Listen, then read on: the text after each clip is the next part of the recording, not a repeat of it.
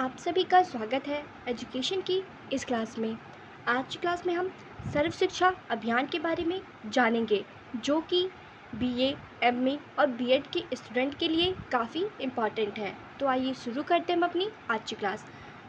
सर्व शिक्षा अभियान देश के 6 से 14 वर्ष तक की आयु के सभी बच्चों को वर्ष 2010 तक 8वीं कक्षा तक संतोषजनक, निःशुल्क और गुणवत्तापूर्वक प्राथमिक शिक्षा उपलब्ध कराने के अहम उद्देश्य को लेकर वर्ष 2000 से 2001 में सर्व शिक्षा अभियान की घोषणा की गई थी, जिसे वर्ष 2001 से 2002 में संचालित कर दिया गया था।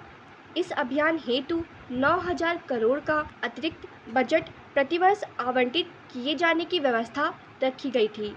योजना के अंतर्गत 6 से 11 वर्ष तक की आयु के सभी बच्चों को वर्ष 2007 तक 5 वर्ष की तथा 11 से 14 वर्ष तक के बच्चों को 8 वर्ष की उच्च प्राथमिक शिक्षा प्रदान करने हेतु केंद्र सरकार द्वारा राज्य सरकार के सहयोग से पूरा प्रयास किया जा रहा है। इस अभियान पर किए गए व्यय को केंद्र व राज्य सरकार ने 65:35 के अनुपात में वहन किया जाता है।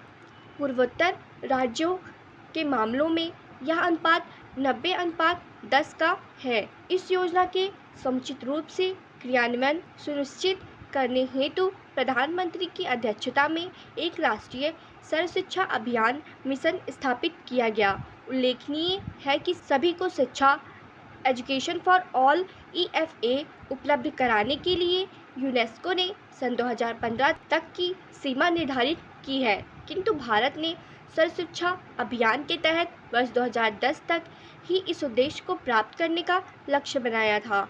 वर्ष 2013 से 2014 के बजट में सर्व शिक्षा अभियान के लिए 27,258 करोड़ प्रस्तावित किए गए हैं। शिक्षा गारंटी योजना तथा वैकल्पिक एवं अनूठी शिक्षा स्कूल नहीं जा रहे बच्चों को बुनियादी शिक्षा कार्यक्रम के तहत लाने का सर्व शिक्षा अभियान का एक महत्वपूर्ण घटक है। इस योजना में स्कूली शिक्षा से अभी तक छूटे गए प्रत्येक बच्चे के लिए अलग से योजना बनाने का प्रावधान है। देश की 11 लाख बस्तियों के 19 करोड़ 20 लाख बच्चे इस कार्यक्रम से लाभान्वित हो रहे हैं। तो आज की क्लास में बस इतना ही। धन्यवाद।